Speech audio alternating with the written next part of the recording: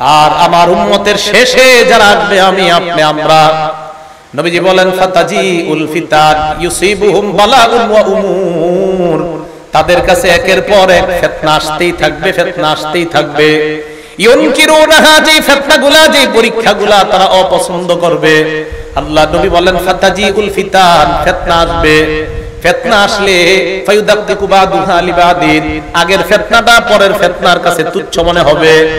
মুসলমান ভালো করে মনে রাখবেন, করোনা ভাইরাসের মধ্যে মনে করেছিলাম এত বড় গজব মনে হয় দুনিয়াতে আর আসে নাই।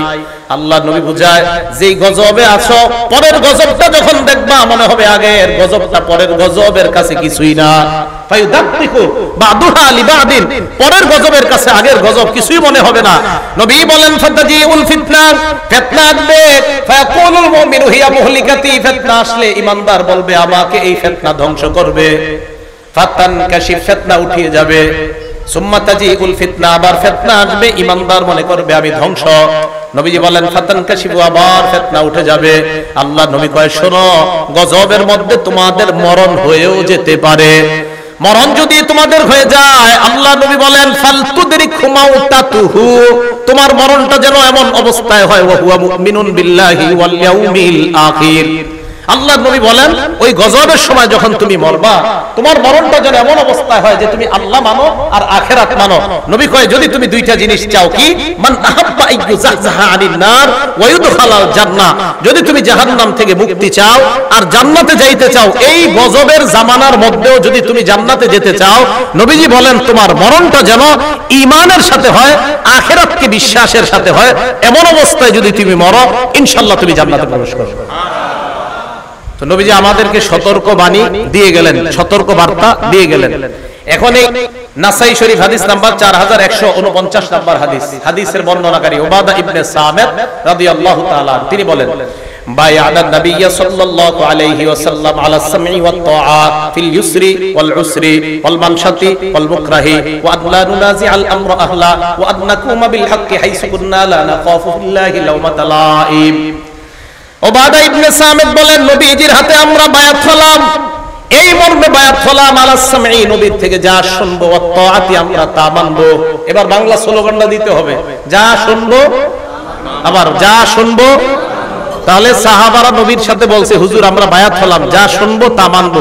শিখাইতে শিখাইতে আমাদের পর্যন্ত আসছে। এখন আমি আপনাদের জানতে চাই, আমরা নবীর থেকে যা শুনবো তা মানবো, আমরা ওয়াদা হইছি, ওয়াদাবদ্ধ হইছি।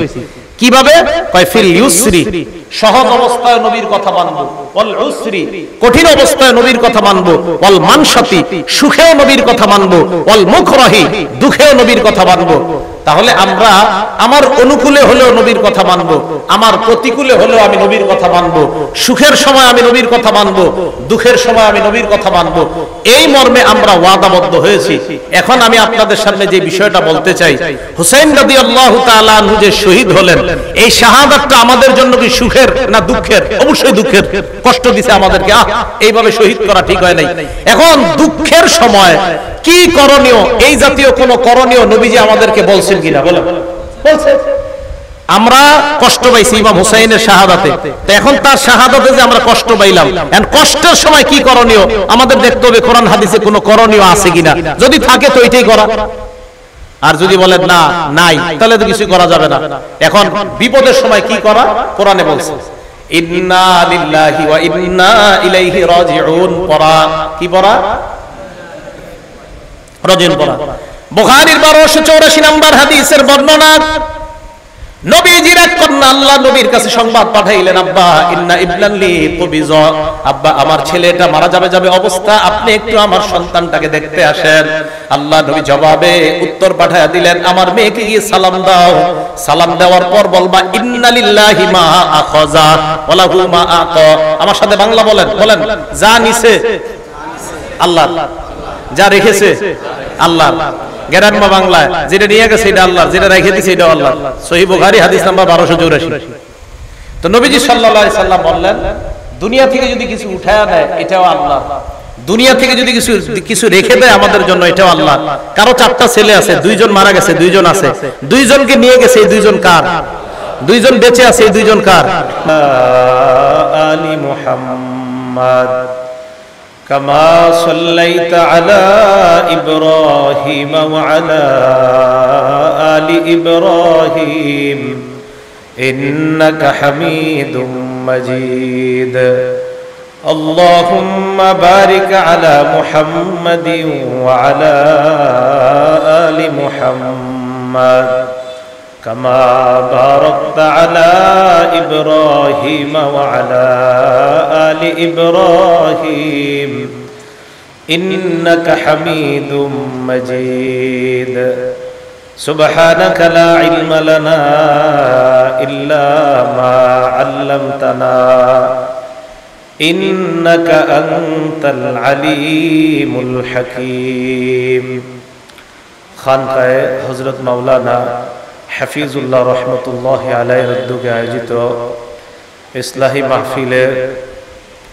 উপস্থিত ফিদায়ে মিল্লাত সৈয়দ আসাদ মাদানী রহমতুল্লাহ আলাইহির সুযোগ্য খলিফা মুফতি মোহাম্মদ হাফিজউদ্দিন সাহেব দামাত বরকাতুহুমুল আলিয়া মুহাদ্দিস জামিয়া শরঈয়া মালিবাগ মাদ্রাসা ঢাকা পরিচালক জামিয়াতুল আসাদ আল ইসলামিয়া ঢাকা উপস্থিত হযরত উলামায়ে কেরাম সামনে উপবিষ্ট মুসলমান ভাইয়েরা পর্দার আড়ালে অবস্থানরত মা বোনেরা আল্লাহ পাক রব্বুল আলামিনের দরবারে লাখ কোটি শুকরিয়া আল্লাহ আমাদেরকে এই মাহফিলে উপস্থিত হওয়ার তৌফিক দান করেছেন সকলে বলি আলহামদুলিল্লাহ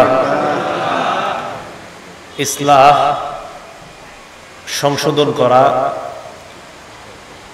আভ্যন্তরীণ যে রোগ আছে মানুষের এই রোগগুলাকে পরিশুদ্ধ করা ইনশাআল্লাহ এই ব্যাপারে আলোচনা করবেন মুফতি হাফিজউদ্দিন সাহেব দামাত বরকাতুহুম হযরত আত্মশুদ্ধির বিষয়ে ইনশাআল্লাহ আপনাদেরকে দিক নির্দেশনামূলক কথা বলবেন তার আগে আমি সংক্ষিপ্ত আকারে আমার যেই কিছু জানা আছে স্বল্প পরিসরে এখান থেকে আমি কিছু বলার চেষ্টা করব উলামায়ে কেরামের মজলিস এইজন্য আমরা অন্যান্য যারা আছি আমরা সবাই মন দিয়ে কথাগুলো শুনবো আল্লাহ পাক রব্বুল আলামিন যে কথাগুলো শুনি আমাদের সকলকে আমরা যেন মনে রেখে এই কথাগুলো অনুযায়ী ভবিষ্যতে চলতে পারি আল্লাহ তৌফিক দান করেন সূরা ফাতহের 18 নম্বর আয়াতে কারিমা তেলাওয়াত করলাম এই মাসটার নাম মুহররম মাস এই মাসটাকে কেন্দ্র করে কয়েকটা বিষয়ের সম্মুখীন হয় বিশেষ করে মসজিদের ইমাম সাহেবগণ মাদ্রাসার ছাত্র উস্তাদ তারা সাধারণ পাবলিকের কাছ থেকে কিছু প্রশ্নের সম্মুখীন হয় অথবা এমন কিছু শরীয়ত বহির্ভূত কথার সম্মুখীন হয় যা ইসলাম সমর্থন করে না মুহররম মাসকে কেন্দ্র করে সবচেয়ে বেশি যে বিষয়টা আলোচনা হয় হুসাইন রাদিয়াল্লাহু তাআলা আনহুর শাহাদাত ওনার শহীদকে কেন্দ্র করে ওনার শাহাদাতকে কেন্দ্র করে ইয়াজিদ এই ইয়াজিদকে কেন্দ্র করে ইমাম মুআবিয়া রাদিয়াল্লাহু তাআলা আনহুকে অনেকে কটাক্ষ করতে চায় এজন্য আমি আপনাদের সামনে প্রথমে সাহাবাদের ব্যাপারে কিছু কথা বলবো এরপর ইনশাআল্লাহ মুহররম মাসের কিছু অংশ আমরা আলোচনা করব সাহাবায়ে কেরামের মর্যাদার ব্যাপারে এতটুকুই যথেষ্ট যে সাহাবাদের প্রতি আল্লাহ পাক রব্বুল আলামিন সন্তুষ্ট এই কথাটা বলাই যথেষ্ট সূরা ফাতহের 18 নম্বর আয়াতে কারিমা পড়লাম এই আয়াতে আল্লাহ বলেন লাকাদ রাদিয়াল্লাহু আনিল মুমিনিনা ইয ইউবাইউনাকা তাহতাশ শাজারা হুদাইবিয়া সন্ধির সময় ওই গাছের নিচে যারা আপনার হাতে হাত রেখে বায়াত হয়েছে আমি আল্লাহ তাদের প্রতি সন্তুষ্ট হয়ে গেলাম অবশ্যই আল্লাহ ওই সকল সাহাবাদের প্রতি সন্তুষ্ট যারা আপনার হাতে হাত রেখে বায়াত হয়েছে ওই গাছের নিচে ফাআলিমা মা ফি কুলুবিহিম তাদের অন্তরে যা আছে আমি আল্লাহ জানি ওয়া আনজালাস সাকিনাতা আলাইহিম আল্লাহ পাক রব্বুল আলামিন তাদের উপরে সাকিনা প্রশান্তি অবতীর্ণ করেছেন এই সাহাবাদের উপর ওয়া আসাবাহুম ফাতহান করিবা আল্লাহ তাদেরকে নিকটবর্তী বিজয় দিয়ে আল্লাহ তাদেরকে পুরস্কৃত করলেন সাহাবাদেরকে পুরস্কৃত করলেন তাহলে আমি আপনাদের থেকে জানতে চাই সাহাবাদের মর্যাদার জন্য এটাই যথেষ্ট, সাহাবাদের উপর কে সন্তুষ্ট? এ হলো 1 নাম্বার কথা। 2 নাম্বার, সাহাবাদের প্রশংসা আল্লাহ নিজে করছে। সূরা ফাতহের 29 নাম্বার আয়াত আল্লাহ বলেন, মুহাম্মাদুর রাসূলুল্লাহ, মুহাম্মদ সাল্লাল্লাহু আলাইহি সাল্লাম আল্লাহর রাসূল। ওয়াল্লাযীনা মাআহু আশিদ্দাউ আলাল কুফফার, মুহাম্মদ সাল্লাল্লাহু আলাইহি সাল্লামের সাথে যে সাহাবারা আছে ওনারা কাফেরদের বিরুদ্ধে খুব কঠোর। রুহামাউ বাইনাহুম, সাহাবারা পরস্পরের প্রতি খুব সদয়, একজন আরেকজনের প্রতি খুব আন্তরিক।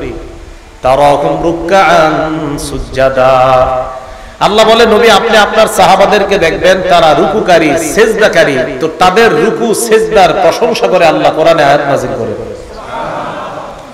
ইয়াবতাগুনা ফাদলাম মিনাল্লাহি ওয়া রিদওয়ানা, তারা আল্লাহর অনুগ্রহ চায়, তারা আল্লাহর সন্তুষ্টি চায়। সীমাহুম ফি উজুহিহিম মিন আথারিস সুজুদ, আল্লাহ বলেন সিজদার কারণে তাদের মাঝে এই সিজদার চিহ্ন নিদর্শন পরিলক্ষিত হয়, দেখা যায়। যালিকা মাসালুহুম ফিত তাওরাত, আল্লাহ বলেন তাদের এই দৃষ্টান্তটা তাওরাত কিতাবের মধ্যে আছে। সাহাবারা যে আল্লাহর সন্তুষ্টি চায়, সাহাবারা আল্লাহর খুশি চায়, অনুগ্রহ চায়, সাহাবারা রুকুকারী, সিজদাকারী, সাহাবাদের প্রশংসার কথা শুধু কোরআনে না তাওরাত কিতাবেও আছে। আর তাওরাতে যে এই প্রশংসার কথা আছে, তাদের দৃষ্টান্ত যে তাওরাত কিতাবের মধ্যে আছে, এই কথা আবার আল্লাহ কোরআনে জানায় দিয়েছে। সাহাবাদের দৃষ্টান্ত তাওরাতে আছে, আর এই কথাটা যে তাওরাতে আছে এটা আবার আল্লাহ কোরআনের মাধ্যমে আমাদেরকে জানায় দিয়েছে। তাহলে নবীর সাহাবারা 1 নাম্বার আল্লাহ ওনাদের প্রতি সন্তুষ্ট, 2 নাম্বার তাদের প্রশংসা আল্লাহ নিজে করছে, 3 নাম্বার সাহাবায়ে কেরাম আল্লাহর নির্বাচিত বান্দা। সুবহানাল্লাহ। সূরা নামল আয়াত নাম্বার 59 নাম্বার আয়াত আল্লাহ পাক রব্বুল আলামিন বলেন, কুলিল হামদুলিল্লাহ ওয়া সালামুন আলা ইবাদিহিল্লাযীনা ইসতাফা, নবী আপনি বলেন সমস্ত প্রশংসা আল্লাহর। ওয়া সালামুন আলা ইবাদিহিল্লাযীনা ইসতাফা, আল্লাহ বলেন তার নির্বাচিত বান্দাদের প্রতি শান্তি, তার নির্বাচিত বান্দাদের প্রতি দয়া আর শান্তি। সুফিয়ান সাউরী রাহমাতুল্লাহি আলাইহি বলেন এই নির্বাচিত বান্দা দ্বারা হুম আসহাবু মুহাম্মাদিন সাল্লাল্লাহু আলাইহি ওয়াসাল্লাম, আল্লাহ নবীর সাহাবারা উদ্দেশ্য, এর মানে নির্বাচিত বান্দা মানে আল্লাহ নবীর সাহাবা। তাহলে সাহাবারা আল্লাহর নির্বাচিত বান্দা, সাহাবাদের প্রতি আল্লাহ সন্তুষ্ট, সাহাবাদের প্রশংসা আল্লাহ নিজে করেছেন। তো যেই সাহাবাদের প্রশংসা আল্লাহ নিজে করেছেন, যাদের প্রতি আল্লাহ সন্তুষ্ট, যাদের কথা আল্লাহ কোরআনে বলেছেন যারা নির্বাচিত, আমি আপনাদের কাছে জানতে চাই আমার রব যাদের প্রতি সন্তুষ্ট আমরা তাদের প্রতি অসন্তুষ্ট। তাহলে আমরা কি তাদের প্রতি সন্তুষ্ট? আর আপনি তাদের প্রতি সন্তুষ্ট না হইলে এতে যে খুব ক্ষতি হয়ে যাবে এমন না, এটা মাথায় রাখতে হবে। কিন্তু আমি বুঝাইতে চাইলাম যাদের প্রতি আল্লাহ সন্তুষ্ট, তা আমি আপনি কেন তাদের প্রতি অসন্তুষ্ট হব? তাদেরকে আমরা কাঠ গড়ায় কেন দাঁড় করাই? আল্লাহ আমাদেরকে কথাগুলো বুঝার তৌফিক দান করেন। 4 নাম্বার কথা, রাসূল আকরাম সাল্লাল্লাহু আলাইহি সাল্লাম জানায় দিয়েছে, উম্মত শোনো, তোমাদের নিরাপত্তার রক্ষা কবচ হলো আমার সাহাবারা। আমার সাহাবারাই তোমাদের জন্য একটা নিরাপত্তা, আমার সাহাবারাই তোমাদের জন্য নিরাপদের কারণ, নিরাপত্তার কারণ। মুসলিম শরীফের 2531 নাম্বার হাদিস, সহিহ মুসলিম হাদিস নাম্বার 2531। আবু বুরদা তার পিতা থেকে বর্ণনা করেন, আন আবি বুরদা আন আবিহি রাদিয়াল্লাহু তাআলা আনহু, আবু বুরদা তার পিতা থেকে বলেন, সাল্লাইনাল মাগরিবা মা রাসূলিল্লাহি সাল্লাল্লাহু আলাইহি ওয়াসাল্লাম, নবীজির সাথে আমরা মাগরিবের নামাজ পড়লাম। মাগরিবের নামাজ পড়ার পর সুম্মা কুলনা, আমরা বললাম আমরা যদি বসে থাকি এশার নামাজ পর্যন্ত মসজিদের মধ্যে, লাউ জালাসনা হাত্তা নুসাল্লিয়া মা রাসূলিল্লাহি সাল্লাল্লাহু আলাইহি ওয়াসাল্লাম আল ইশা, মাগরিব পড়ার পর কিছু সাহাবা বসে বলতেছেন আমরা যদি এশা পর্যন্ত অপেক্ষা করি, এশার নামাজটা আল্লাহ নবীর সাথে জামাতে পড়ে একবারে মসজিদ থেকে যাই। মাগরিব পড়ে বসে রইছে যে নবীজি এশা পড়াবে তারপর যাই। ফাখরাজা রাসূলুল্লাহ সাল্লাল্লাহু আলাইহি ওয়াসাল্লাম, আল্লাহ নবী এশার নামাজের আগে তাদের সামনে আসলেন, আসার পর তাদেরকে বললেন, মা জিলতুম হাহুনা, এতক্ষণ তোমরা এখানেই ছিলে মাগরিব থেকে? সাহাবারা জবাব দেয়, ইয়া রাসূলুল্লাহ, আমরা মাগরিব থেকে এশা পর্যন্ত এই জায়গায় ছিলাম। আমরা নিজেদের মধ্যে পরামর্শ করলাম, মাগরিব নবীর সাথে বললাম এশার নামাজটা আল্লাহ নবীর সাথে জামাতে আদায় করে এরপর বাসায় যাব। নবীজি সাল্লাল্লাহু আলাইহি ওয়াসাল্লাম জবাব দিলেন, আহসানতুম, তোমরা ভালো করেছো, আহসানতুম, তোমরা ভালো করেছো। ফারাফা রাসাহু ইলা সামা, আল্লাহ নবী আকাশের দিকে তাকাইলেন। ওয়া কানা কাসীরাম মিম্মা ইয়ারফাউ রাসাহু ইলা সামা, সাধারণত বেশিরভাগ সময় আল্লাহ নবী আকাশের দিকে তাকাইতেন, আকাশের দিকে নবী বেশিরভাগ সময় তাকাইতেন। আপনারাও তাকায়েন, বাকি এই যুগে অন্তত ঢাকা শহর উপরের দিকে তাকানো ঠিক না, উপরে তাকাইলে গুনাহ হবে। হ্যাঁ, ছাদের উপরে উঠে আকাশে তাকায়েন। কোথায় উঠে? ছাদে। কেন তাকাইবেন না তাকাইবেন এই বিষয়ে আলোচনা এখন আর বিষয় না, তো বলতাম আর নজরু সাহমুন মিন সিহামি ইবলিস, নজর কুদৃষ্টি হলো ইবলিসের একটা তীর, এই তীর দিয়ে আপনাকে সে শেষ করে ফেলবে। তো এই জন্য বর্তমান যুগে আবার উপরে তাকাইতে সাবধান। তো যদি ছাদে যায় উপরে তাকান তো ঠিক আছে, নবী তাকাইতেন, তাই আপনিও ছাদে গিয়ে তাকান, তাহলে ঠিক আছে। রাসূল আকরাম সাল্লাল্লাহু আলাইহি সাল্লাম বেশিরভাগ সময় উপরে তাকাইতেন। তো নিয়ম অনুযায়ী নবীজি উপরে তাকায় রইলেন এইভাবে।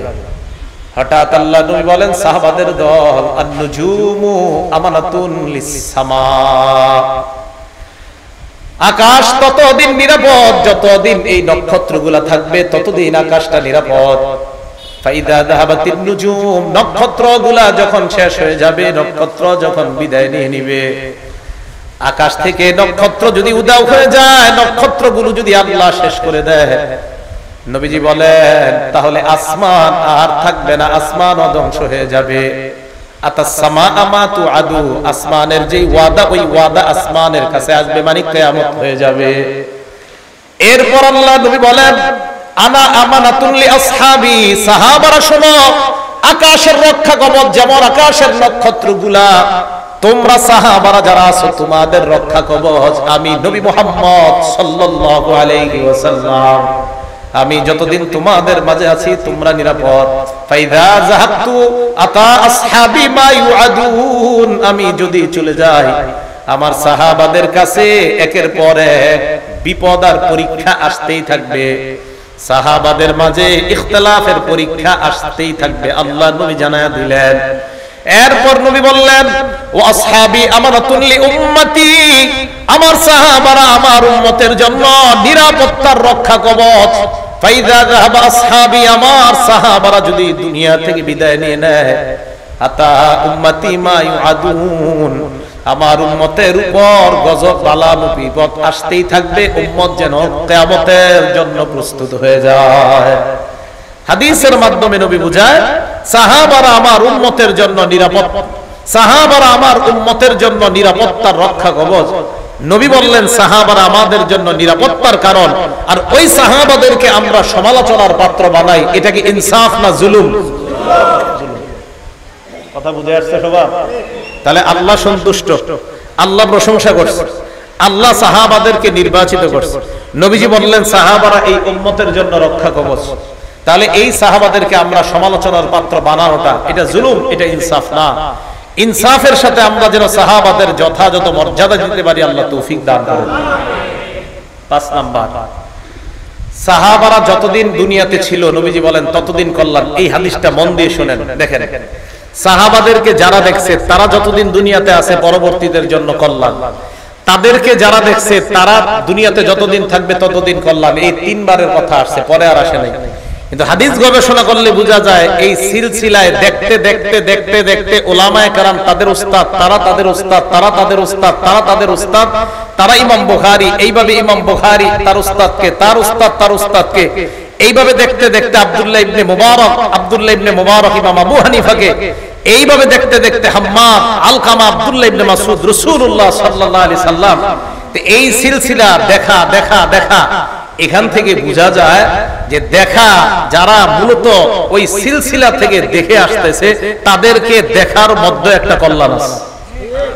দলিল, এটা কিতাব আছে আস-সিলসিলাতুস সহিহা, এই কিতাবের 3283 নাম্বার হাদিস, 3283 নাম্বার হাদিস। আর সিলসিলাতুস সহিহা, সাধারণ জনগণ জানেন নি এটার লেখককে, জানা দরকার নেই। ক্বালা রাসূলুল্লাহ সাল্লাল্লাহু আলাইহি ওয়াসাল্লাম লা তাজালুনা বিখাইরিন মা দামা ফিকুম মান রাআনি ওয়া সাহাবানি। নবীজি বলেন তোমরা ততদিন কল্যাণের মধ্যে থাকবা যতদিন তোমাদের মাঝে তারা থাকবে যারা আমাকে দেখছে আর আমার সান্নিধ্য গ্রহণ করেছে, আমার সুহবত গ্রহণ করেছে। দেখেন কি কয়, ওয়াল্লাহি লা তাজালুনা বিখাইরিন মা দামা ফিকুম মান রাআনি, পরেরটা মান রাআনি ওয়া সাহাবা মান সাহাবানি। আল্লাহর কসম তোমরা ততদিন কল্যাণের মধ্যে থাকবা যতদিন তোমাদের মাঝে তারা থাকবে যারা আমার সাহাবাদেরকে দেখছে, যারা আমার সাহাবাদের সুহবত গ্রহণ করেছে। প্রথমে বললেন আমার সাহাবারা যতদিন থাকবে, এরপরে বললেন আমার সাহাবাদেরকে যারা দেখছে তারা যতদিন থাকবে। এবার কি বলে দেখেন, ওয়াল্লাহি লা তাজালুনা মা দামা ফিকুম লা তাজালুনা বিখাইরিন মা দামা ফিকুম মান রাআনি ওয়া সাহাবা মান সাহাবানি। আল্লাহ নবী বলেন আল্লাহর কসম ততদিন তোমরা কল্যাণের মধ্যে থাকবা যতদিন তোমাদেরকে তারা তাদেরকে যারা দেখছে তারা থাকবে, ততদিন কল্যাণের মধ্যে থাকবা। তাহলে রাসূল আকরাম সাল্লাল্লাহু আলাইহি সাল্লাম দেখা আর দেখা, দেখেন দেখা সোহবত বললেন। প্রথমে বললেন যারা আমাকে দেখছে, এরপরে বললেন আমার সাহাবাদেরকে যারা দেখছে, এরপরে বললেন আমার সাহাবারা যাদেরকে দেখছে, যারা আমার সাহাবাদেরকে দেখছে তাদেরকে যারা দেখছে। তাহলে এই দেখাটা দেখেন, যারা নবীকে দেখছে, যারা সাহাবাদেরকে দেখছে, এলো সাহাবা, যারা সাহাবাদের ছাত্রদেরকে দেখছে, যারা সাহাবাদের ছাত্রদেরকে দেখছে। তো এই দেখা দেখির থেকে আর সোহবত থেকে নবীজি বুঝাইতে চায় সোহবত সান্নিধ্য কারো গ্রহণ করা, এইভাবে দেখে দেখে সিলসিলা বর্তমানে এই যে আল্লাহ ওয়ালা যারা ইসলাহের কাজ করে, এই সোহবত সেই ধারাবাহিকতা থেকে। তো সোহবতের যে একটা উপকারিতা আছে, একটা কল্যাণ আছে, এটা হাদিস দ্বারা প্রমাণিত। যারা আমাকে দেখছে তাদেরকে যারা দেখছে ততদিন তোমরা কল্যাণের মধ্যে থাকবা। এই দেখা আর সংস্রব সোহবত থেকে বোঝা যায় আল্লাহ ওয়ালা উলামাদের সোহবত সংস্রব, আর তাদেরকে দেখলে একটা কল্যাণ আল্লাহর থেকে পাওয়া যায়। তো রাসূল আকরাম সাল্লাল্লাহু আলাইহি সাল্লাম এক নম্বরে সাহাবাদের কথা বললেন, তারে সাহাবারা কল্যাণ। বিসমিল্লাহ। এখন আমি আপনাদের কাছে জানতে চাই, খুব বুঝেন, আপনারা সাধারণ জনগণ বুঝারই কথা, আর আমি অমনি কথা বলি। সাহাবাদেরকে যারা দেখছে তাদেরকে যারা দেখছে, তো দেখতে দেখতে বর্তমান যুগ পর্যন্ত মানুষগুলো আছে না বলেন? তাহলে এই যুগে ওই সিলসিলার যারা আছে, তাহলে তাদের দিকে দেখলে একটা উপকারিতা আছে না নাই? তো এই যুগে কারা? উলামায়ে কেরাম। কারা বলেন তো? উলামায়ে কেরাম, হক্কানি রব্বানি আল্লাহ ওয়ালা উলামায়ে কেরাম। এইজন্য তাদের সান্নিধ্যে যাবেন, এই ইসলামী মাহফিলগুলোতে বেশি অংশগ্রহণ করার চেষ্টা করবেন। আল্লাহ তৌফিক দান করেন। সাহাবাদের মর্যাদা রক্ষা করার হুকুম করেছে নবীজি সাল্লাল্লাহু আলাইহি সাল্লাম। সাহাবাদের মর্যাদা রক্ষা করার জন্য নবীজি হুকুম করেছেন। ইবনে মাজাহ কিতাবের নাম, হাদিস নাম্বার 2363 নাম্বার হাদিস। ক্বালা রাসূলুল্লাহ সাল্লাল্লাহু আলাইহি ওয়াসাল্লাম, আল্লাহ নবী বলেন ইহফাজু ফি আসহাবি সুম্মাল্লাযীনা ইয়ালুনাহুম সুম্মাল্লাযীনা ইয়ালুনাহুম। আমার সাহাবাদের মর্যাদা তোমরা সংরক্ষণ করবা, আমার সাহাবাদের মর্যাদা তোমরা হেফাজত করবা। এরপর যারা তাদের মর্যাদা তোমরা রক্ষা করবা। এরপর কারা? যারা সাহাবাদেরকে দেখেছে। সাহাবাদেরকে কারা দেখেছে? ইমাম আবু হানিফা দেখছে। কে দেখছে? রাহমাতুল্লাহ আলাইহি। কে দেখছে বলেন? আল্লাহ নবী কয় তাদের মর্যাদা রক্ষা করবা, আমার সাহাবাদের মর্যাদা রক্ষা করবা। আর আমার সাহাবাদের মর্যাদার পর তাদের মর্যাদা রক্ষা করবা। এর পরবর্তী প্রজন্ম যারা, এর পরের যারা, তাদের মর্যাদা রক্ষা করবা। সাহাবাদেরকে যারা দেখছে তাদেরকে বলা হয় তাবেঈ। ওই তাবেঈদের একজন হলেন আল ইমামুল আযম আবু হানিফা রাহমাতুল্লাহি আলাইহি। নবীজি বললেন এদের মর্যাদা রক্ষা করো। তাহলে সাহাবাদের মর্যাদা রক্ষা করা এটা নবীজির হুকুম। সাহাবাদের প্রশংসা করেছেন আল্লাহ, সাহাবাদের প্রতি আল্লাহ সন্তুষ্ট, সাহাবারা আল্লাহ নির্বাচিত বান্দা, সাহাবারা এই উম্মতের নিরাপত্তার রক্ষা কবচ, সাহাবারা এই উম্মতের জন্য কল্যাণ। সাহাবাদের মর্যাদা রক্ষা করার হুকুম নবীজি সাল্লাল্লাহু আলাইহি ওয়াসাল্লাম করেছেন। আল্লাহ আমাদের সকলকে সাহাবাদের মর্যাদা যেন আমরা রক্ষা করতে পারি, তাদের সমালোচনা শোনা বলা থেকে যেন বেঁচে থাকতে পারি, আল্লাহ তৌফিক দান করেন। সাহাবাদেরকে গালি দেওয়া 7 নাম্বার কথা। এই গালি দেওয়া এটা হলো 7 নাম্বার শিরোনাম, যে সাহাবাদেরকে যারা গালি দেয়, যারা সাহাবাদেরকে গালি দেয় 1 নাম্বার, যারা সাহাবাদেরকে গালি দেয় তাদের উপর আল্লাহর অভিশাপ, ফেরেশতাদের অভিশাপ, দুনিয়ার সব মানুষের অভিশাপ।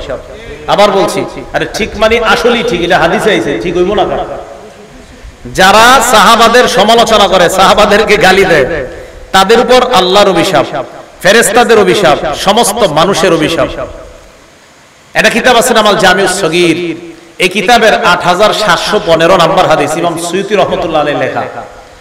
এখানে আসছে ক্বালা রাসূলুল্লাহ সাল্লাল্লাহু আলাইহি ওয়াসাল্লাম, নবীজি বলেন, মান সাব্বা আসহাবি, যারা আমার সাহাবাদেরকে গালি দেয়, ফালাইহি লানাতুল্লাহ, যে ব্যক্তি আমার সাহাবাদেরকে গালি দেয় তার উপর আল্লাহর অভিশাপ, ওয়াল মালাইকা, ফেরেশতাদের অভিশাপ, ওয়ান নাসি আজমাইন, সমস্ত মানুষের অভিশাপ। তাহলে আমরা সাহাবাদেরকে কখনো গালি দিব না, যারা গালি দেয় তাদের কথা শুনবো না, রাজি ইনশাআল্লাহ?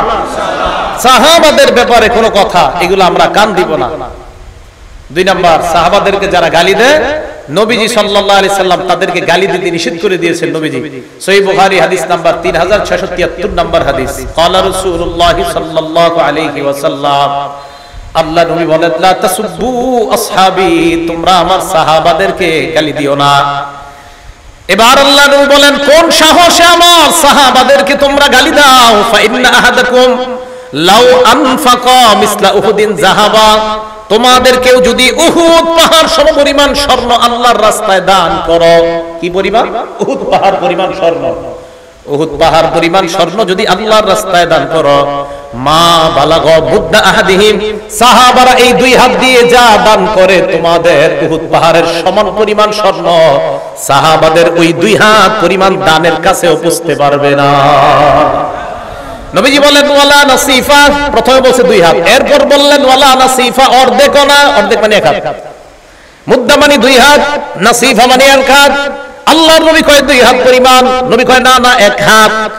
উহুদ পরিমাণ স্বর্ণ যদি তোমরা আল্লাহর রাস্তায় দান করো, সাহাবাদের 2 হাত পরিমাণ দান, নবী কয় না অর্ধ হাত, মানে অর্ধ মুদ মানে 1 হাত পরিমাণ দানের কাছেও পৌঁছতে পারবে না।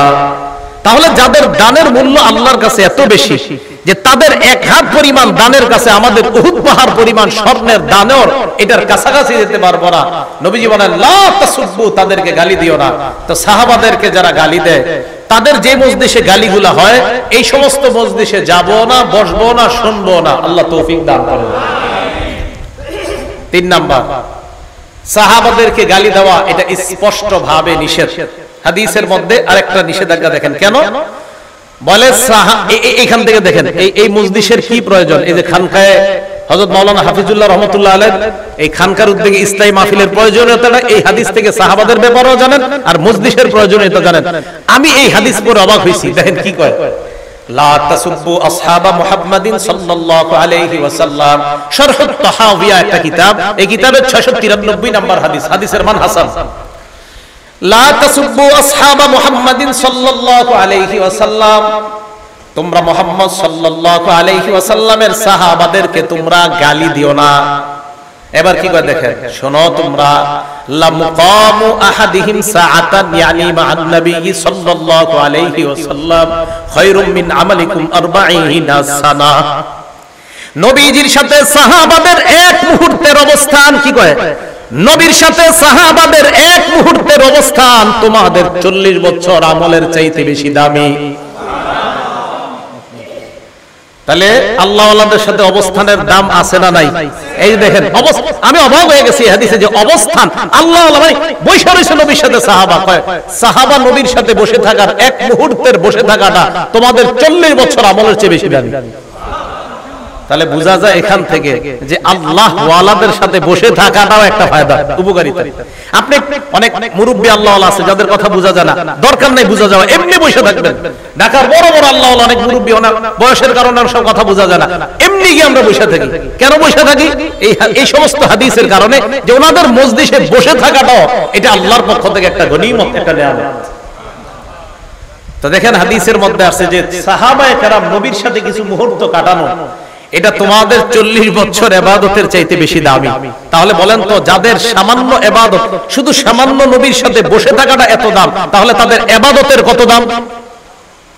এরা বসে থাকছে এত দাম, ইবাদতের দাম আছে না নাই? আছে। ইবনে মাজাহ কিতাবের নাম, হাদিস নাম্বার 162 নাম্বার হাদিস। এই হাদিসের মধ্যে আসছে লা তাসুব্বু আসহাবা মুহাম্মাদিন সাল্লাল্লাহু আলাইহি ওয়াসাল্লাম, তোমরা মুহাম্মদ সাল্লাল্লাহু আলাইহি ওয়াসাল্লামের সাহাবাদেরকে গালি দিও না।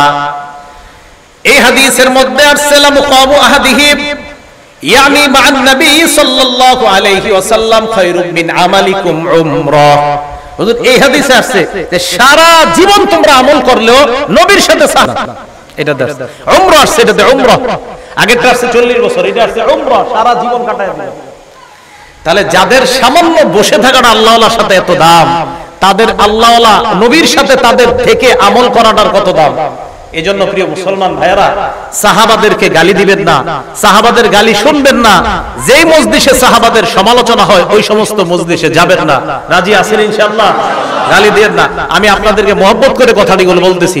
আল্লাহর রাসূল সাহাবাদের কোনো সমালোচনায় কান দিবেন না। আল্লাহ আমাদেরকে বুঝার তৌফিক দান করেন। এই কথাগুলো কেন বলছি জানেন? আমার মূল উদ্দেশ্য কিন্তু এই ওয়াজ করা না, মূল উদ্দেশ্য একজন সাহাবারে নিয়ে কথা বলা। তিনি হলেন ইমাম মুআবিয়া রাদিয়াল্লাহু তাআলা। কে? ইমাম মুআবিয়া। ইমাম মুআবিয়া রাদিয়াল্লাহু তাআলা আনহুকে কেন্দ্র করে ওনার ছেলের নাম হলো ইয়াজিদ। নূহ আলাইহিস সালাতু ওয়াস সালামের এক সন্তান কাফের ছিল। এখন এই কাফের ছেলের কারণে নূহ নবীরে দোষারোপ করবেন? করা যাবে না। ইয়াজিদ ইমাম মুআবিয়ার ছেলে। এই ইয়াজিদকে কেন্দ্র করে ইমাম মুআবিয়াকে কটাক্ষ করা হয়, দোষারোপ করা হয়। কেন ভাই?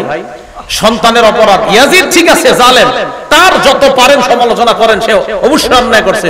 নবীর নাতিকে এইভাবে নির্মমভাবে হত্যা করা, শহীদ করা, এটা অবশ্যই অন্যায়। কিন্তু ওনার কারণে কেন নবীর একজন জলিলুল কদর, যিনি একজন ওহীর লেখক ছিলেন, এমন একজন সাহাবাকে কেন সমালোচনা করেন? মনে রাখবেন, ইমাম মুআবিয়া সমালোচিত হয়ে যাওয়া মানে লেখা, এই ইমাম মুআবিয়া যে ওহীর লেখক ছিলেন, এই লেখা প্রশ্নবিদ্ধ করা। ইমাম মুআবিয়া একজন ওহীর লেখক ছিলেন।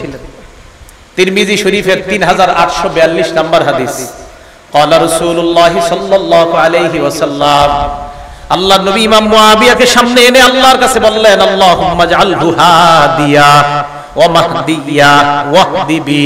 আল্লাহর কাছে বললেন, আল্লাহ ইজআলহু হাদিয়া, আল্লাহ আপনি তাকে পথ প্রদর্শক বানান, অন্য মুসলমানদেরকে যেন হেদায়েতের পথ দেখায় এমন একজন মুআবিয়াকে আপনি বানান। এরপর বললেন মাহদিয়া, মুআবিয়াকে আপনি হেদায়েত প্রাপ্ত বানান। এরপর বললেন ওয়াহদি বিহি, এই মুআবিয়ার মাধ্যমে অন্যান্য মানুষকে আপনি হেদায়েত দান করে দেন। নবীজি বললেন, আল্লাহ মুআবিয়াকে আপনি পথ প্রদর্শক বানান, আল্লাহ তাকে আপনি হেদায়েত প্রাপ্ত বানান। প্রথমে বললেন তাকে আপনি হেদায়েতকারী, মুর্শিদ, পথ প্রদর্শক বানান। এরপর বললেন আল্লাহ তাকেও আপনি হেদায়েত প্রাপ্ত বানান। এরপর তার মাধ্যমে আল্লাহ আপনি মানুষের হেদায়েত দান করেন। এই দোয়াটা নবীজি করছেন। তো যার হেদায়েতের দোয়া স্বয়ং নবীজি সাল্লাল্লাহু আলাইহি সাল্লাম যাকে হাদি বললেন, যাকে মাহদি বললেন, যাকে হেদায়েত প্রাপ্ত বললেন, আমি আপনি কেন তাকে সমালোচিত করব? বলেন, ইয়াজিদকে অবশ্যই তার ব্যাপারে আলোচনা করবেন, কোনো সমস্যা নাই, কিন্তু তাকে কেন্দ্র করে আল্লাহ রাসূলের একজন সাহাবাকে সমালোচনা, এটা আমরা শুনবো না, এটাতে কানও দিব না। এই ব্যাপারে জানার আগ্রহ পেশ করব না যে হুজুর মুআবিয়া কি এটা ঠিক করছে, এই প্রশ্নও তুলবেন না। ইয়াজিদকে নিয়ে প্রশ্ন তুলবেন, ইমাম মুআবিয়াকে নিয়ে প্রশ্ন তোলা যাবে না। বুঝছেন সবাই ইনশাআল্লাহ? আল্লাহ আমাদের সকলকে এই কথাগুলো যেন বুঝে শুনে আমরা সবসময় মাথায় রেখে সাহাবা সমালোচনা থেকে বেঁচে থাকতে পারি, আল্লাহ তৌফিক দান করেন। একটা কিতাব আছে, এই কিতাবের নাম আল জামিউস সগীর, এটা আগেও বলছি কিতাবটার নাম, ইমাম সুয়ুতির লেখা, 7209 নম্বর হাদিস। এটার মধ্যে আসছে আবু সুফিয়ান রাদিয়াল্লাহু তাআলা, যিনি মুআবিয়া রাদিয়াল্লাহু তাআলা আনহুর বাবা, এই বর্ণনাটা সহিহ ইবনে হিব্বানের 7209 নম্বর হাদিস আছে। নবীজির কাছে আবু সুফিয়ান রাদিয়াল্লাহু তাআলা আনহু গিয়ে বললেন, হুজুর আমার একটা আবদার আছে আপনার কাছে। কি আবদার? আমার ছেলে মুআবিয়া তাজআলহু কাতিবান বাইনা ইয়াদাইক, আমার ছেলেটাকে আপনি ওহীর লেখক বানান। সুবহানাল্লাহ।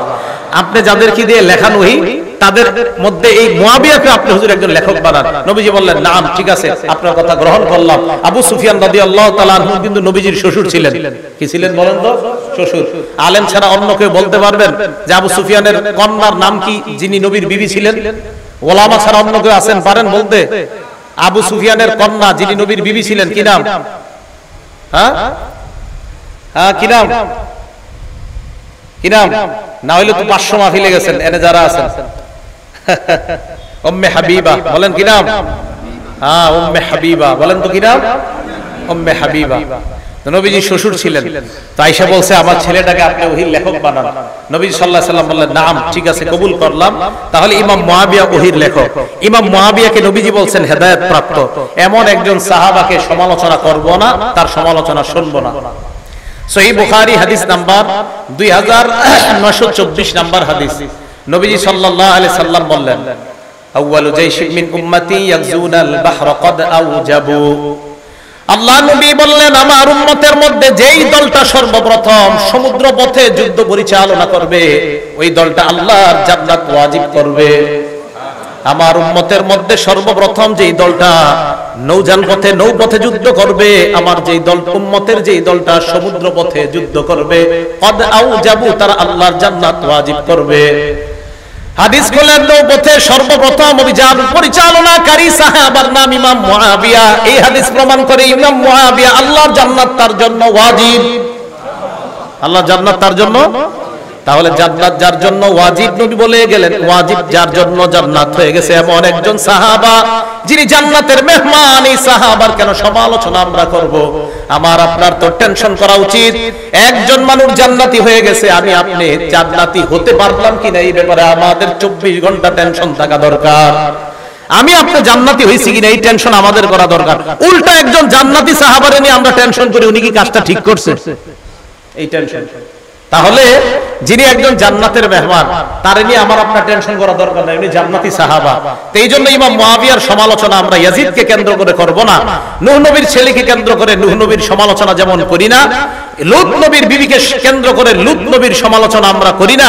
তো যেমনি ভাবে লূত নবীর বিবি ছিল একজন কাফেরা, এই কাফের বিবিকে কেন্দ্র করে কিন্তু লূত নবীর সমালোচনা আমরা করি না। নূহ নবীর ছেলে ছিল একজন কাফের, এই কাফেরকে কেন্দ্র করে নবীর সমালোচনা আমরা করি না। ইমাম মুআবিয়ার ছেলে ইয়াজিদ অবশ্যই জুলুম করেছে, হুসাইন রাদিয়াল্লাহু তাআলা আনহুর সাথে অন্যায় করেছে।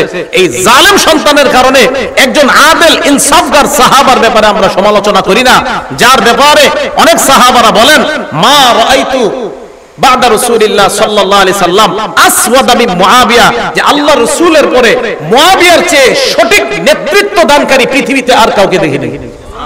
অনেক সাহাবার বক্তব্য এটা। ইমাম মুআবিয়ার নেতৃত্ব নিয়ে আপনি প্রশ্ন তুলতেই পারবেন না। ওনার দ্বারা ইসলামের যে পরিমাণ কাজ হয়েছে, বিশেষ করে ইলমি খেদমত যে পরিমাণ হয়েছে, ইমাম মুআবিয়া রাদিয়াল্লাহু তাআলা। তো বুঝাইতে চাইলাম যার ইসলামের এত অবদান তার ব্যাপারে আমরা সমালোচনা করব, তার ব্যাপারে নাক গলানো এটা আমাদের উচিত না। আল্লাহ বুঝার তৌফিক দান করেন।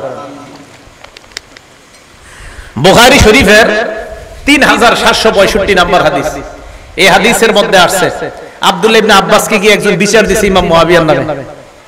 বিচার দেওয়ার পরে ইবনে আব্বাস কয় তুমি কি বললা? হুজুর মুআবিয়া তো এই কাজ করে, বিতিন নামাজের ব্যাপারে একটা মাসালা। ইবনে আব্বাস কয় দা এটা ছাড়ো মিয়া, এই ব্যাপারে কথা বলো না।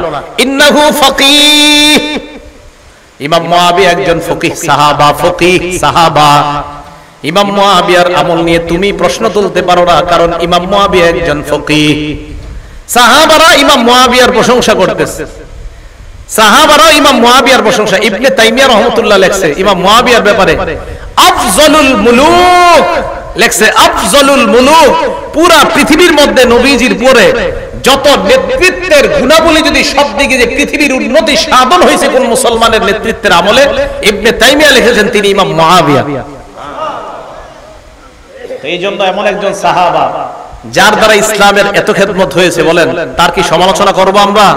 না, আমরা তার সমালোচনা করব না, বরং তাকে আমরা অনুসরণ করব, তার আমলের অনুসরণ করব। আল্লাহ তৌফিক দান করেন। তার আমলের অনুসরণ কেন করতে হবে আমাদের? কথা বুঝেন। নাসাই শরীফের হাদিস নাম্বার 4191 নাম্বার হাদিস, মন দিয়ে শুনেন এই হাদিসটা। বর্ণনাকারীর নাম আব্দুর রহমান ইবনে আব্দে রব্বিল কাবা। এত বড় নাম মনে রাখা দরকার নাই, শুধু আব্দুর রহমান মনে রাখলে চলে। তিনি বলেন আতাইতু ইলা আব্দুল্লাহ ইবনে আমর ওয়া হুয়া জালিসুন ফি জিল্লিল কাবা। নবীর সাহাবা আব্দুল্লাহ ইবনে আমরের কাছে আমি আসলাম, আসার পর আমি দেখলাম উনি কাবার ছায়ার মধ্যে বসা। কাবা শরীফের ছায়া, এই ছায়ার মধ্যে আল্লাহ নবীর সাহাবা আব্দুল্লাহ ইবনে আমর বসা। ওয়ান্নাসু আলাইহি মুজতামিউন, জনগণ তার সামনে ঘেরাও করে আছে, তার থেকে নসিহত শুনতে চায়। হঠাৎ আব্দুল্লাহ ইবনে আমর বললেন বাইনা নাহনু মা রাসূলিল্লাহি সাল্লাল্লাহু আলাইহি ওয়াসাল্লাম, আমরা আল্লাহ নবীর সাথে ছিলাম। আল্লাহ নবীর সাথে সফর করতেছিলাম, ফি সাফারিন ইদ নাযালনা মানজিলা, সফর করতে করতে এক জায়গায় যাত্রা বিরতি দিলাম, যাত্রা বিরতি দিয়ে সবাই নিজের বাহন থেকে নামলাম। সাহাবাদের মাঝে তিনটি দল হয়ে যায়। ফামিন্না মাইয়াদ্রিবু খিবাআ, আমাদের মাঝে একদল সাহাবা তাবু টানাইতেছে, তাবুর ছায়ার মধ্যে আশ্রয় নিবে। ওয়ামিন্না মাইয়ান তাদিলু, আরেক দল তীর প্রতিযোগিতা করতেছে। ওয়ামিন্না মান হুয়া ফি জাশরাতিহি, আরেক দল চারণভূমির মধ্যে পশুগুলা চরাইতেছে, ঘাস খাওয়ায়, পানি খাওয়ায়। ইজনাদা মুনাদি রাসূলিল্লাহি সাল্লাল্লাহু আলাইহি ওয়াসাল্লাম, হঠাৎ আল্লাহ নবীর আহ্বানকারী ঘোষণাকারী তাদের সামনে আইসা ঘোষণা দেয়, আসসালাতু জামিআ, ও সাহাবারা নামাজের সময় হয়ে গিয়েছে, সবাই জামাতে আসো। ফাজতামানা, আমরা জামাতে গেলাম। জামাতে যাওয়ার পর সবাই দাঁড়িয়ে রইলাম। কামা ফিনা রাসূলুল্লাহ ফাখাতাবানা, আল্লাহ নবী আমাদের সামনে দাঁড়াইলেন, দাঁড়িয়ে নবী ভাষণ দিলেন। নামাজে আমরা দাঁড়াইলাম, ওই মুহূর্তে নবী আমাদের সামনে দাঁড়ায়া ভাষণ দিলেন। মানে কাতার সোজা সোজা চলতেছে, করা হইতেছে, নবীজি একটা ভাষণ দিলেন। উজানি মাদ্রাসার মাহফিলে গেছেন কেউ? ওখানে দেখবেন ওই কাতার সোজা করতে একটু দেরি হতো, 10 লাখ লোক আরো অনেক লোক হয়, তো এটা করতে করতে উজানি মাদ্রাসা আব্দুর রহমান সাহেব জোরালো ভাষণ দিতে থাকে দীর্ঘক্ষণ। তো নবীজি সাল্লাল্লাহু আলাইহি সাল্লাম সাহাবায়ে কেরাম জামাতে দাঁড়াইতেছে, নবীজি সবার সামনে দাঁড়ায় একটা ভাষণ দিলেন। ভাষণের মধ্যে আল্লাহ নবী বললেন, শোনো সাহাবাদের দল, লাম ইয়াকুন নাবিয়্যুন ক্বাবলি ইল্লা কানা হাক্কান আলাইহি আইয়াদুল্লা উম্মাতাহু আলা মা ইয়ালামুহু খায়রান লাহুম, আমার পূর্বে যত নবী দুনিয়াতে আসছে সমস্ত নবীর মৌলিক দুইটা দায়িত্ব। এক নাম্বার, ওই নবী তার উম্মতকে কল্যাণকর বিষয়ে জানায়া দেওয়া। 2 নাম্বার, ওয়ায়ুনজিরু কওমাহু মা ইয়ালামুহু শাররান লাহুম, উম্মতের জন্য যা অকল্যাণকর ওই অকল্যাণকর বিষয় থেকে উম্মতকে সতর্ক করা। বলেন সব নবীর মৌলিক দায়িত্ব কয়টা ছিল? 1 নাম্বার, উম্মতের জন্য যা কল্যাণকর এটা উম্মতকে জানায়া দেওয়া। 2 নাম্বার, যা অকল্যাণকর তা থেকে উম্মতকে সতর্ক করা। এবার নবীজি সাহাবাদেরকে যে কথাটা বললেন, এই কথাটা একটু মন দিয়ে শুনেন নবীজি কি বলে দেখেন। সাহাবারা তোমরা শোনো, ইন্না উম্মাতাকুম হাদিহি জুইলাত আফিয়াতুহা ফি আউয়ালিহা, আমার উম্মতের মধ্যে প্রথম দিকের উম্মত যারা, তাদেরকে নিরাপদ দেওয়া হয়েছে, নিরাপত্তা দেওয়া হয়েছে, তাদেরকে ফিতনা ফাসাদ থেকে মুক্ত রাখা হয়েছে আমি নবীর খাতিরে। তোমরা ফিতনা ফাসাদ থেকে মুক্ত। ওয়া ইন্না আখিরাহা, আর আমার উম্মতের শেষে যারা আসবে আমি আপনি আমরা, নবীজি বলেন ফাতাজিউল ফিতান ইউসিবুহুম বালাগুন ওয়া উমুর, তাদের কাছে একের পর এক ফিতনা আসতেই থাকবে, ফিতনা আসতেই থাকবে। ইউনকিরুনাহা, যে ফিতনাগুলা, যে পরীক্ষাগুলা তারা অপছন্দ করবে। আল্লাহ নবী বলেন ফাতাজিউল ফিতান, ফিতনা আসবে। ফিতনা আসলে ফায়ুদাক্কিকু বাদুহা লিবাদিন, আগের ফিতনাটা পরের ফিতনার কাছে তুচ্ছ মনে হবে। মুসলমান ভালো করে মনে রাখবেন, করোনা ভাইরাসের মধ্যে মনে করেছিলাম এত বড় গজব মনে হয় দুনিয়াতে আর আসে নাই। আল্লাহ নবী বুঝায়, যেই গজবে আছো পরের গজবটা যখন দেখবা মনে হবে আগের গজবটা পরের গজবের কাছে কিছুই না। ফায়ুদাক্কিকু বাদুহা লিবাদিন, পরের গজবের কাছে আগের গজব কিছুই মনে হবে না। নবী বলেন ফাতাজিউল ফিতনা, ফিতনা আসবে। ফায়াকুলুল মুমিনু হিয়া মুহলিকাতি, ফিতনা আসলে ঈমানদার বলবে আমাকে এই ফিতনা ধ্বংস করবে। ফাতান কাশিফ, ফিতনা উঠিয়ে যাবে। সুম্মা তাজিউল ফিতনা, আবার ফিতনা আসবে, ঈমানদার মনে করবে আমি ধ্বংস। নবীজি বলেন ফাতান কাশিফ, আবার ফিতনা উঠে যাবে। আল্লাহ নবী কয় শোনো, গজবের মধ্যে তোমাদের মরণ হয়েও যেতে পারে। মরণ যদি তোমাদের হয়ে যায়, আল্লাহ নবী বলেন ফালতুদরিকু মাউতাতুহু, তোমার মরণটা যেন এমন অবস্থায় হয় ওয়া হুয়া মুমিনুন বিল্লাহি ওয়াল ইয়াউমিল আখির। আল্লাহ নবী বলেন ওই গজবের সময় যখন তুমি মরবা, তোমার মরণটা যেন এমন অবস্থায় হয় যে তুমি আল্লাহ মানো আর আখিরাত মানো। নবী কয় যদি তুমি দুইটা জিনিস চাও, কি? মান আহাব্বা আইয়ুজাহা আনিন নার ওয়া ইউদখালাল জান্নাহ, যদি তুমি জাহান্নাম থেকে মুক্তি চাও আর জান্নাতে যাইতে চাও, এই গজবের জামানার মধ্যেও যদি তুমি জান্নাতে যেতে চাও, নবীজি বলেন তোমার মরণটা যেন ঈমানের সাথে হয়, আখিরাতকে বিশ্বাসের সাথে হয়। এমন অবস্থায় যদি তুমি মরো, ইনশাআল্লাহ তুমি জান্নাতে প্রবেশ করবে। তো নবীজি আমাদেরকে সতর্ক বাণী দিয়ে গেলেন, সতর্ক বার্তা দিয়ে গেলেন। এখন এই নাসাই শরীফ হাদিস নাম্বার 4149 নাম্বার হাদিস, হাদিসের বর্ণনাকারী উবাদা ইবনে সামিত রাদিয়াল্লাহু তাআলা তিনি বলেন, বায়ানা নবী সাল্লাল্লাহু আলাইহি ওয়াসাল্লাম আলা সামঈ ওয়াত তাআ ফিল ইউসরি ওয়াল উসরি ওয়াল মানশাতি ওয়াল মুকরাহি ওয়া আদলা নুনাজি আল আমর আহলা ওয়া আদনাকুম বিল হক্কি হাইসু কুননা লা নাখাফু বিল্লাহি লাওমাতা লাঈম। ওবাদা ইবনে সামিত বলেন নবীজির হাতে আমরা বায়াত হলাম, এই মর্মে বায়াত হলাম আলাস সামঈ, নবীর থেকে যা শুনবো ওয়া তাআতি আমরা তা মানবো। এবার বাংলা স্লোগানটা দিতে হবে, যা শুনবো আবার যা শুনবো। তাহলে সাহাবারা নবীর সাথে বলছে হুজুর আমরা বায়াত হলাম, যা শুনবো তা মানবো। শিখাইতে শিখাইতে আমাদের পর্যন্ত আসছে। এখন আমি আপনাদের জানতে চাই, আমরা নবীর থেকে যা শুনবো তা মানবো, আমরা ওয়াদা হইছি, ওয়াদাবদ্ধ হইছি। কিভাবে?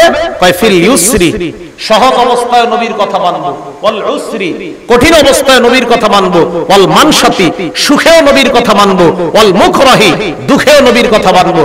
তাহলে আমরা আমার অনুকূলে হলেও নবীর কথা মানবো, আমার প্রতিকূলে হলেও আমি নবীর কথা মানবো, সুখের সময় আমি নবীর কথা মানবো, দুঃখের সময় আমি নবীর কথা মানবো। এই মর্মে আমরা ওয়াদাবদ্ধ হয়েছি। এখন আমি আপনাদের সামনে যে বিষয়টা বলতে চাই, হুসাইন রাদিয়াল্লাহু তাআলা আনহু যে শহীদ হলেন, এই শাহাদাতটা আমাদের জন্য কি সুখের না দুঃখের? অবশ্যই দুঃখের। কষ্ট দিছে আমাদেরকে, এইভাবে শহীদ করা ঠিক হয় নাই। এখন দুঃখের সময় কি করণীয়, এই জাতীয় কোন করণীয় নবীজি আমাদেরকে বলছেন কিনা বলেন? বলছে। আমরা কষ্ট পাইছি ইমাম হুসাইনের শাহাদাতে, তো এখন তার শাহাদাতে যে আমরা কষ্ট পাইলাম, এখন কষ্টের সময় কি করণীয় আমাদের দেখতে হবে, কোরআন হাদিসে কোনো করণীয় আছে কিনা। যদি থাকে তো এটাই করা, আর যদি বলেন না নাই তাহলে তো কিছু করা যাবে না। এখন বিপদের সময় কি করা কোরআনে বলছে, ইন্না লিল্লাহি ওয়া ইন্না ইলাইহি রাজিউন পড়া। কি পড়া? রাজিউন পড়া।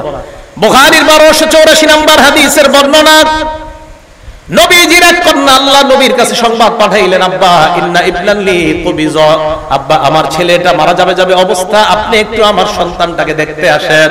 আল্লাহ নবী জবাবে উত্তর পাঠায়া দিলেন, আমার মেয়েকে গিয়ে সালাম দাও, সালাম দেওয়ার পর বলবা ইন্না লিল্লাহি মা আখাযা ওয়া লাহু মা আতা।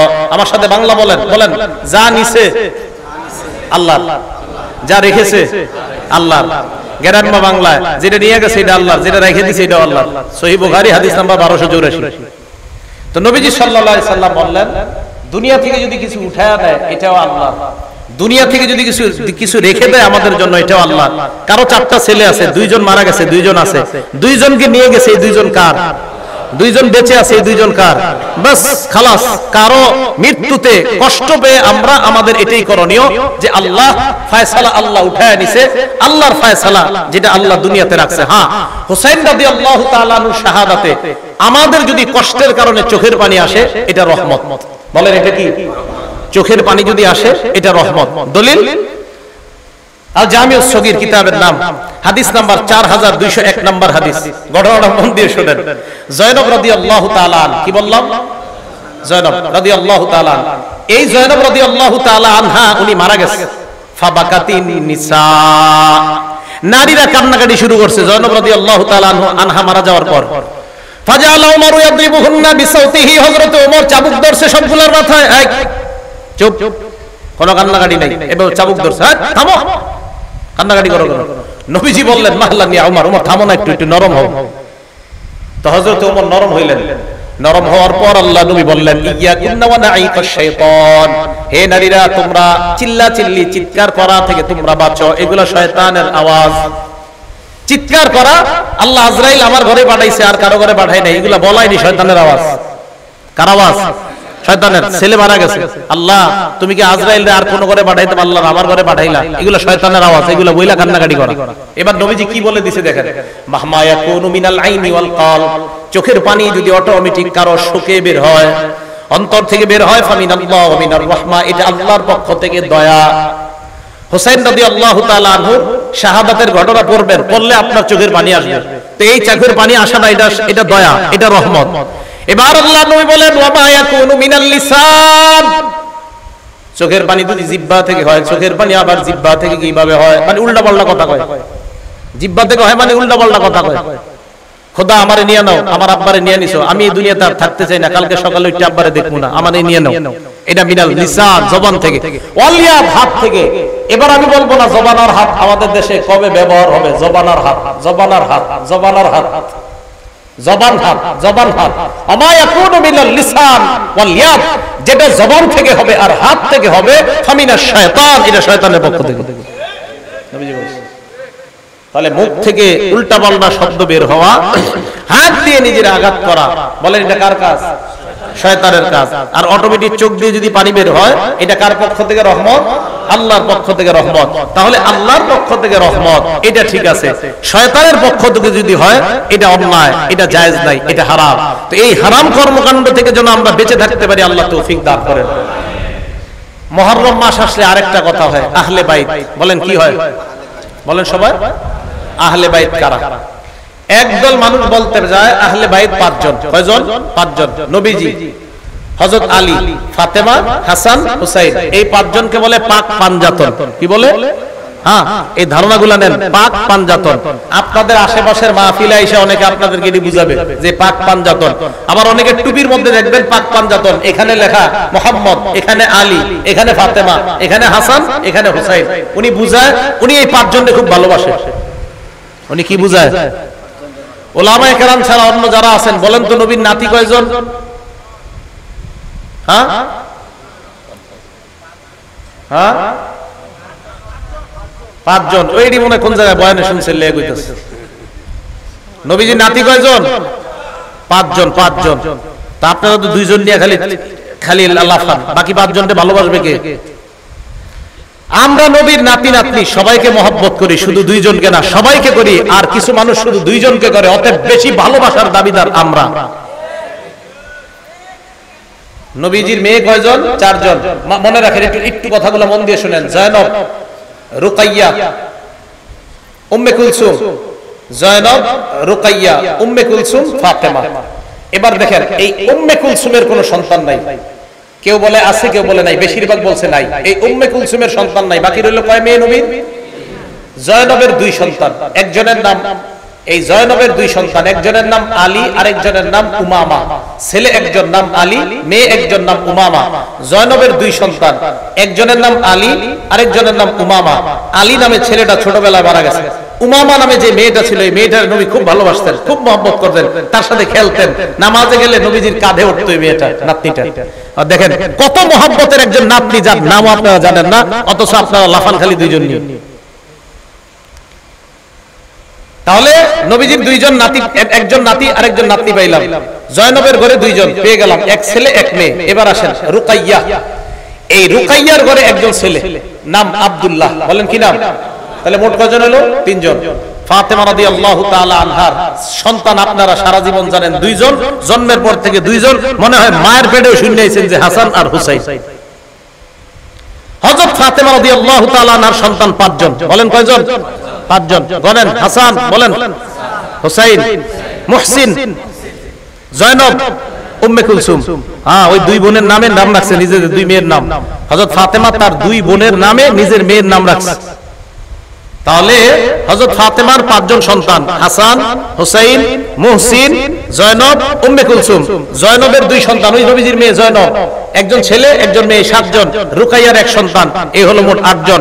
5 জন নাতি, 3 জন নাতনি। আমরা নবীর নাতি নাতনি সবাইকে মহব্বত করি, শুধু 2 জনকে না। একদল মানুষ শুধু 2 জনকে মহব্বত করে, আমরা সবাইকে মহব্বত করি। অতএব ভালোবাসার বেশির দাবিদার আমরা, তারা না। কথা মনে থাকবে তো? এখন আসেন আহলে বাইত কারা? আহলে বাইত মানে একদল মানুষকে, এই 5 জন। আহলে বাইত দ্বারা 1 নাম্বার উদ্দেশ্য বিবি। বলেন 1 নাম্বার উদ্দেশ্য কি? হ্যাঁ, তার মানে আহলে বাইত দ্বারা নবীর বিবির 1 নাম্বার উদ্দেশ্য হবে। হুজুর আপনি কই লইব বিবি উদ্দেশ্য? দলিল দেন। দলিল মানে কোরআনের দলিল। কোন জায়গার দলিল? হ্যাঁ, কোরআনের।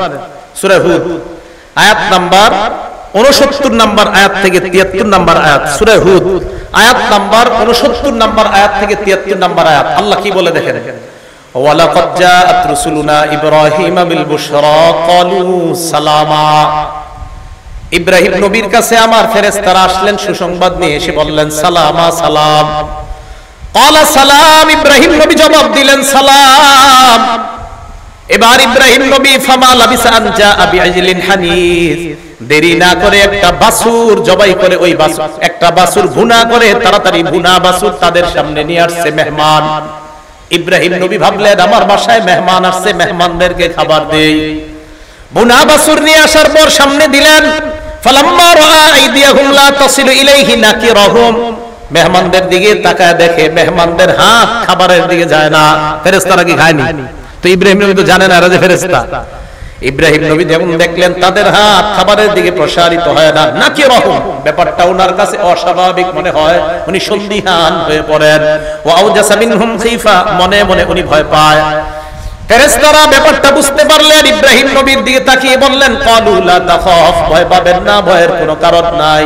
ইন্না উরসিলনা ইলা কওমি লূত, আমরা মানুষ না, আমরা লূত নবীর জাতির কাছে প্রেরিত একদল ফেরেশতা, আল্লাহ আমাদেরকে পাঠাইছেন।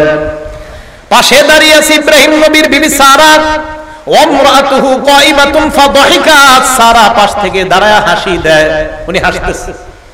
সারার হাসি দেওয়া দেখা আল্লাহ বললেন, ফাবাশশারনাহা বিইসহাক, আমি ওই বয়োবৃদ্ধা সারাকে তার একজন সন্তান হবে ইসহাক নামে, এই সন্তানের সুসংবাদ দিয়ে দিলাম। এই হাইসো না, তোমার সন্তান হবে।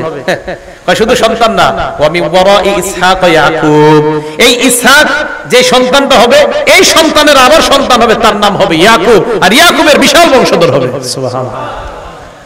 এখন সারা এই কথা শুনে কয়, আলিদু, আমি সন্তান প্রসব করব, ও আনা আজুজ, আমি বয়োবৃদ্ধা, ও হাদা বালি শাইখা, আর আমার স্বামীও বৃদ্ধ, আমি কিভাবে সন্তান প্রসব করব?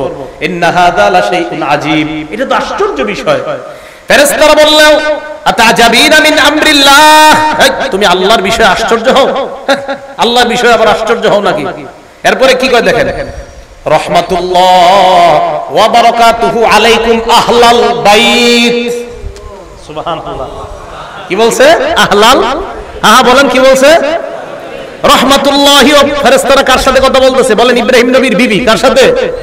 ফেরেশতারা কার সাথে কথা বলতেছে? ইব্রাহিম নবীর বিবিকে বললেন, রহমাতুল্লাহি ওয়া বারাকাতুহু আলাইকুম আহলাল বাইত, হে আহলে বাইত, তোমাদের উপর আল্লাহর দয়া, আল্লাহর বরকত তোমাদের উপর। আহলে বাইত বলে প্রথমে এক নম্বরে স্ত্রী উদ্দেশ্য আমি বলছিলাম, দলিলও পেয়ে গেলাম। ইব্রাহিম নবীর বিবিকে ফেরেশতারা বললেন আহলে বাইত, তাহলে আহলে বাইত দ্বারা এক নাম্বার বিবি উদ্দেশ্য। আচ্ছা, বাতা ইয়াবিতু, বাইতুন শব্দটা আসছে বাতা ইয়াবিতু থেকে, ওলামারা আছেন বাতা ইয়াবিতু মানে রাত্রি যাপন করা। একজন পুরুষ সাধারণত কার সাথে রাত্রি যাপন করে? এই তো বাতা ইয়াবিতু থেকে বাইত, আহলে বাইত মানে ঘরওয়ালি, ঘরওয়ালি মানে বিবি। এগুলো এক নাম্বার দলিল। দলিল নাম্বার 2, সূরা আহজাব আয়াত নাম্বার 32-33 নাম্বার আয়াত। আল্লাহ বলেন, ইয়া নিসা আন-নবী লাস্তুন্না কাআহাদিম মিনান নিসা, হে নবীর বিবিগণ, আপনারা অন্যান্য নবীর অন্যান্য মহিলাদের মতো না। ইনিত্তাকাইতুন্না, যদি আল্লাহকে ভয় পান, ফালা তাখদানা বিল কওল, নম্র ভাষায় কথা বলবেন না, কোমল ভাষায় কথা বলবেন না, মোহনীয় ভঙ্গিমায় কারো সাথে কথা বলবেন না। নবীর বিবিদেরকে আল্লাহ বলে, ফায়াতমা আল্লাযী ফী কলবিহি মারাদ, যাদের অন্তরে ব্যাধি আছে তারা অন্তরের মধ্যে কুমন্ত্রণা করে বসতে পারে, খারাপ কল্পনা করতে পারে। আচ্ছা, নবীর বিবিরা কোমল ভাষায় কথা বললে একজন পুরুষের মনে খারাপ ধারণা জন্ম হতে পারে, নবীর বিবিদের ক্ষেত্রে তো বর্তমান জামানার নারীদের ক্ষেত্রে কি হবে? এই কথা বলার পর আল্লাহ বললেন, দেখেন কি বলে, ওয়াকরনা ফী বুয়ুতিকুন্না, তোমরা ঘরে থাকো, ওয়ালা তাবাররাজনা তাবাররুজাল জাহিলিয়াতিল উলা, জাহিলি যুগের নারীদের মতো তোমরা বাহিরে বের হবে না। হ্যাঁ, শুনতেছেন তো? দেখেন কি কয়, বলেন তো আল্লাহ এই কথাগুলো কাদেরকে বলতেছে? নবীর। উলামাদের ছাড়া অন্যদের জোরটা বেশি হতে হবে। কাদেরকে? নবীর স্ত্রী, আবার নবীর স্ত্রী। এবার দেখেন কি কয়, ওয়া আকিমনাস সালাহ, তোমরা নামাজ কায়েম করো, ওয়া আতিনাজ যাকাত, তোমরা যাকাত দাও, ওয়া আতিনাল্লাহ ওয়া রাসূলা, তোমরা আল্লাহ আল্লাহ রাসূলের আনুগত্য করো। তোমরা কারা? স্ত্রীগণ। হ্যাঁ, তোমরা কারা? ইন্নামা ইউরিদুল্লাহু লিইউযহিবা আনকুমুর রিজসা আহলাল বাইত, হে আহলে বাইত, নবীর বিবিগণ, তোমাদের থেকে আল্লাহ নাপাকি দূর করতে চায়। তাহলে আহলে বাইত দ্বারা এক নাম্বার উদ্দেশ্য বিবি। তাহলে আহলে বাইত মানে 5 জন না, আমরা বলি আহলে বাইত মানে নবীর বিবিগণ, আহলে বাইত মানে হাসান হুসাইন ফাতেমা, আহলে বাইত মানে নবীর পরিবারের সবাই। আমরা আহলে বাইত সবাইকে ভালোবাসি, মহব্বত করি, শুধু 5 জনকে না, বরং আমরা নবীর সমস্ত পরিবারকে মহব্বত করি। কি বলেন? আমরা শুধু 5 জনকে না, আমরা সবাইকে ভালোবাসি। এরপরে আমগরে বলে আমগো ভিতরে নবীর প্রেম নাই। আপনি মাত্র 5 জনকে মহব্বত করলেন, আর আমি করলাম পুরো পরিবারের সকলকে, তা আপনি আমারে বললেন যে আপনার মধ্যে নবীর প্রেম নাই। এটা ইনসাফের কথা না, এটা জুলুমের কথা। এই কথাগুলা যারা এই 5 জনকে আহলে বাইত মনে করে তাদেরকে বুঝাবেন। এখন কথা হলো, হাসান হুসাইনও যে আহলে বাইত, এটার দলিল কি? ওনারাও যে আহলে বাইত হতে পারে, এটার দলিল কি? এই আয়াত নবীর উপরে যখন নাজিল হয়েছে তখন নবী তার স্ত্রী উম্মে সালামার ঘরে ছিলেন। মুসলিম শরীফের 2424 কত হয় 2424 নম্বর হাদিস। নবীজি সাল্লাল্লাহু আলাইহি সাল্লাম খরাজা রাসূলুল্লাহ গাদাতান, সকালবেলা ঘর থেকে বের হইছে, ওয়া আলাইহি মিরতুন মুরাহহালুন মিন শারিন আসওয়াদ, কালো পশম দ্বারা অঙ্কিত করা একটা চাদর নবীর গায়ে ছিল। তো এই চাদর গায়ে দিয়ে নবী বের হইছে কখন? যে অবস্থায় নবী ঘরে ছিলেন ওই অবস্থায় নবীর উপর আয়াত নাজিল হয়েছে যে আপনার বিবিদের থেকে আল্লাহ মানে আহলে বাইতদের থেকে আল্লাহ অপবিত্রতা দূর করতে চায়। নবী ঘর থেকে বের হয়ে দেখছে হযরত হাসান আসছে, আসার পর নবীজি আদখালা হাসান রে চাদরের ভিতরে ঢুকাইছে, বুঝছেন? এরপরে হুসাইন আসছে, হুসাইনকেও ঢুকাইছে। সুম্মা জা আলী ফাদখালা, হযরত আলী আসছে, আলীকেও ঢুকাইছে। সুম্মা জাআত ফাতেমা, ফাতেমা আসছে রাদিয়াল্লাহু তাআলা আনহুম।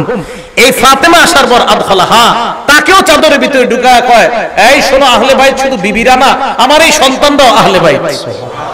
তাহলে দেখছেন এই চাদরের ভিতরে কেন্দ্র করে কয় এই বাক পাঞ্জাদত মাগো, বাকিগুলা আল্লাহ যে উদ্দেশ্যে আয়াত নাজিল করছে এটাই তো বললেন না।